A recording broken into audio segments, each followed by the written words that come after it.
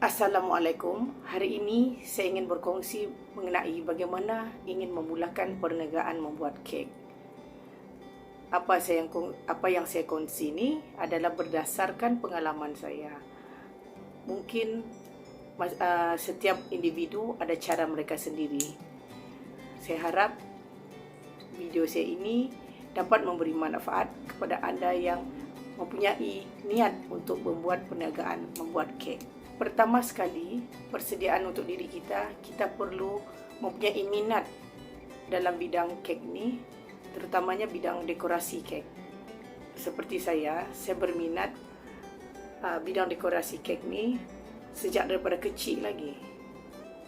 Persediaan diri kita yang kedua ialah kita perlu mempunyai ilmu. Saya mendapat pendidikan sains rumah tangga tingkatan 1 hingga tingkatan 3 semasa di sekolah menengah dulu. Jadi semasa tu memang kita orang diajar memasak, menjahit, dan salah satu mata pelajaran tu kita membuat kek. Persiapan seterusnya adalah persiapan yang saya boleh katakan persiapan fizikal. Peralatan asas kita perlu ada seperti loyang, mixer dan oven. Masa saya mula-mula berniaga dulu, saya menggunakan loyang-loyang yang dibeli oleh mak dengan kakak saya saja. Ada yang loyang-loyang kemek lagi saya pakai.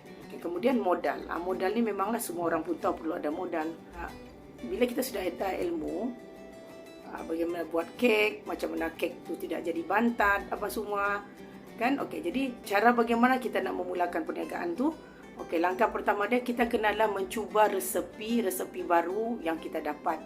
Tidak kiralah resepi itu daripada ibu kita kah, saudara mara kita, kawan-kawan, ataupun daripada media sosial. Okey. Selepas kita cuba, kita mestilah perlu merasa kek tersebut. Jangan kita buat saja dan kita terus jual. Okey? Dan cara nak merasanya pula, kalau kita buat satu biji kek tu kan banyak. Jadi jangan kita makan semua. Jadi sekiranya di pejabat kita kalau bagi yang bekerja, jika di pejabat ada buat potluck, just bawa saja ke pejabat bagi kawan-kawan rasa dan bagi rasa dan tanya dorang apa pendapat dorang, apa dorang rasa kek ni. Saya memang dari mula tiada niat untuk berniaga. Jadi saya bagi rasa dan tanya sedap ke tidak, begitu saja. Dalam koleksi kita belum ada resepi coklat moist cake. Okey, jadi kita cubalah 2-3 resepi. Ada resepi yang gunakan margarin, ada gunakan butter, ada gunakan minyak masak. Contoh begitu. Jadi kita cuba, kita bagi kawan rasa mana satu yang dia rasa sedap. Kadang-kadang bila orang tu rasa sedap, dia maukan kek tu. Kalau dia ada buat kenduri apa, dia pasti akan tanya kita, bolehkah buatkan kek ni? Saya mau kenduri sekian-sekian hari bulan. Dari sana anda akan boleh dapat tempahan. Pernah satu ketika bila saya asyik membuat saya mencuba-cuba kek ni, saya kekurangan modal untuk membuat kek lagi. Sebab kita mencuba tu pun kena menggunakan wang kan. Cara yang saya buat satu biji kek. Kemudian saya potong slice. Bila saya dah potong slice tu, saya ambil satu potong tu. Ini di slice cantik-cantik lah. Saya potong satu slice tu. Rasa. Kita rasa sekeluarga. Kita tidak perlu rasa satu orang satu slice. Satu slice tu kita bagi-bagilah semua ahli keluarga kita, bagi rasa dorang. Sesuap begitu kan. Kalau dorang rasa okey, kita pun rasa okey. Kemudian yang selebihnya tu kita boleh jual. Cara kita jual, katakan harga pasaran satu slice tu RM7. RM7. Tengok jenis kek kan. Jadi kita boleh kurangkan pergi 3,5 atau RM3. Sekurang-kurangnya duit modal kita tu balik. Jadi bila orang rasa kek tu, so next dan kita tanyalah apa komen orang. Orang pun tidak akan teragak-agak beli kan. Kalau harga tu di pasaran RM7 kita jual RM3, siapa nak mau beli kan? Jadi kita tanyalah sedap ke tidak. Kalau okey, kita rasa pun okey, orang lain rasa pun okey. Jadi masukkan simpan resepi tu dan simpan dalam senarai kek tu dalam senarai untuk tempahan. Bila kita sudah dapat resepi yang sesuai untuk kita jual, yang paling penting kalau untuk kita nak menjual kek ni, kita perlu mahir mendekorasi kek. Inilah sebenarnya punca utama kita, memudahkan kita untuk menjual kek. Berdasarkan pengalaman saya, yang buatkan saya menerima tempahan banyak ialah dekorasi. Niat saya menjual kek tu hendaklah sedap dan mesti cantik. Okey, dan dekorasi asas yang anda perlu tahu adalah cara membuat bunga ros dan cara melukis gambar kartun. Dan tempahan yang paling banyak diterima adalah melukis gambar kartun. Sebab kek ni lebih kepada kanak-kanak. Tetapi kadang-kadang orang dewasa pun suka juga dengan kartun ni. Kalau bunga ros ni kurang sedikit. Pada peringkat awal kan, anda belum pandai buat dekorasi bunga ros ataupun gambar kartun, anda boleh hias kek anda dengan menggunakan coklat. Coklat bermacam-macam lah. Bentuk coklat yang bentuk berbola ke apakah kan, yang bentuk stick ke. Itu untuk permulaan ni lah. Okay? Tapi masalahnya bila kita menggunakan bahan-bahan yang selain daripada krim, harga dia meningkat. Okey, untuk dekorasi bunga ros tu kan, bunga ros ni kenapa penting anda boleh membuatnya? Sebab untuk membuat kek kahwin, kek perkahwinan, dan juga anda boleh pelbagaikan warnanya. Kalau anda beli macam bunga ros yang sudah siap dibuat daripada fondant ataupun daripada biskut tu, warna dia adalah terhad. Jadi kadang-kadang customer dia request warna yang pelbagai. Jadi kita boleh adakan apa yang dia mahu tu. Melukis gambar kartun, apa yang penting, apa yang anda lukis tu kenalah orang kenal kartunnya. Kalau lukis Mickey Mouse, bila bagi tengok budak-budak, dia kenal itu Mickey Mouse. Jangan lukis Mickey Mouse nampak macam arnab. Okey?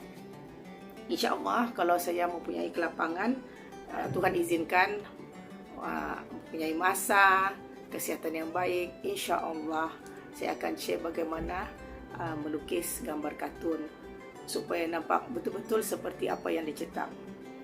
Bagaimana gambarnya begitulah akan jadi. Selain daripada gambar kartun, saya pernah juga melukis logo-logo seperti Manchester United, Liverpool. Itu antara-antara yang susahlah saya nak lukis. Logo-logo sekolah. Jadi insya-Allah kalau saya mempunyai kelapangan nanti, saya akan cuba sharekan. Sebagai tambahan, jika anda membuat dekorasi kek kan, untuk permulaan perniagaan anda, untuk menarik minat customer, janganlah dekorasi benda-benda yang sama saja. Okey, contohlah kalau bunga ros, bunga dia keliling kek tu kan, sebelah atas kan, jangan setiap kali buat kek begitu juga. Setiap kali buat kek begitu juga. Kena ubah-ubahlah untuk permulaan. Be kreatif. Okey. Sebab apa? Kita mau tarik customer. Kalau customer tengok sama set fashion ni kan, diorang jadi kurang berminat. Lepas tu border dia, ropol lah, kita kena pelbagaikan lah. Kalau kita letak satu-satu gambar kita di dalam media sosial pun nampak menarik lah. Ada pelbagai fashion dan corak kan. Okey. Itu satu. Kalau anda orang sudah kenal, itu lain cerita. Okey, orang sudah kenal kek anda sedap, lepas tu hasil kerja tangan anda pun kemas, itu lain. Okey, akhir sekali saya nak share sedikit berkenaan dengan bagaimana kita mendapat untung daripada menjual kek ni ya. Okey. Okey, kalau kita menjual kek sahaja, untungnya tidak banyak. Kita lebih kepada charge customer, upah kita buat, upah elektrik, air tu semua seperti biasalah kan. Okey, cuma upah itu saja yang kita boleh dapat. Artinya mungkin kalau modal kita RM10, kita boleh jual dalam RM20, RM25, begitu saja. Ataupun mungkin dalam RM30 kan. Okay. Jadi tapi kalau kita pandai menghias, kek yang sepatutnya harga dia RM20, RM30 tu, kita boleh bagi up sampai RM50 hingga RM60. Jadi cuba anda bayangkan, Jika kek tu harga dia, ini contoh RM10, tapi sekarang tiada lagi kek yang model dia RM10. Lebih daripada itu. Ini saya bagi contoh saja. Okey. Kek katakan RM10 dia punya harga kosnya saja. Okey, kalau harga kosnya saja RM10, kan? Okey, anda dapat untung katakanlah dalam, kalau anda jual RM30, mungkin dalam untung dalam 10 ke RM15 macam tu. Tapi kalau anda boleh menghias kek dengan cantik dan kemas, anda boleh up harga sampai anda boleh dapat keuntungan melebihi daripada 200%. Terutama sekali kalau anda membuat kek fondant. Sebab anda boleh charge kreativiti anda. Dan anda juga boleh charge request customer tu macam mana. Okey, contoh dia melukis gambar kartun. Modelnya mungkin tidak sampai pun kalau ikut sebab kita beli bahan tu dalam jumlah yang banyak kan, macam dalam satu kontainer begitu, tapi kita bukan pakai semua. Okey, kita pakai sedikit, contohlah kos dalam RM3. Anda boleh charge RM10, jadi RM7 sudah anda dapat. Okey, lepas tu fresh cream yang anda lepah di atas tu, satu kotak tu harga dia dalam, kalau saya tak silap, dalam RM13. Tapi satu kotak fresh cream tu yang Vivo topping tu, anda boleh hias 2 hingga 3 biji kek. Jadi anda bayangkan kalau yang kek yang daripada mulanya anda boleh jual hanya dengan harga RM20-30. Bila anda hias, cuma tambahkan dengan topping dia saja, topping krim tu, anda boleh jual hingga RM55, RM60 hingga RM65. Melukis gambar kartun, tengok kepada kesukarannya. Kalau kartun yang senang-senang saja kan, seperti kartun Winnie the Pooh, Angry Bird, kan itu bagi saya senang saja. Ya, itu anda bolehlah charge dalam RM10 saja kah, macam tu. Ataupun kalau macam yang logo ke apa kan, anda boleh charge RM15. Semua itu anda kena charge kreativiti anda dan masa anda membuat benda tu. Sebab desain yang lebih susah mengambil masa yang lebih lama lagi untuk membuat kek tu. Dalam masa kita menjual kek ni, kita bagi ruang untuk kita juga untuk belajar. Okey, cara kita mau belajar, masa saya dulu lah, pengalaman saya kan, masa saya dalam peringkat belajar tu, bagaimana kita nak memahir diri kita ialah dengan kita membuat latihan yang banyak. Practice make perfect kan. Jadi untuk mendapatkan banyak praktis, anda kena menerima banyak tempahan. Jadi untuk menerima banyak tempahan, anda kena jual kek anda dengan harga yang sedikit murah daripada harga pasaran. Okey? Tapi bila anda meletak harga tu, kena bagi tahu dengan customer awal-awal, ini adalah harga promosi untuk permulaan. Bila sudah sampai masa nanti, mungkin tengoklah promosi dia berapa lama kan. Mungkin boleh letak sebulan-sebulan dulu. Selepas harga promosi, harga dia bukan begini lagi. Jadi customer boleh terima. Tapi kalau anda anda letak harga itu, tiba-tiba anda tidak maklumkan, tiba-tiba anda naikkan harga, jadi macam orang rasa, kenapa pula begini kan. Dan jangan letak harga tu terlampau rendah sangat. Jadi saya rasa setakat ini saja perkongsian saya. InsyaAllah akan datang nanti, untuk video-video akan datang, saya akan kongsikan perkara-perkara yang lain pula, seperti bagaimana nak kira harga kos apa semua kan. Okey. Terima kasih kerana menonton sehingga ke akhir. Assalamualaikum.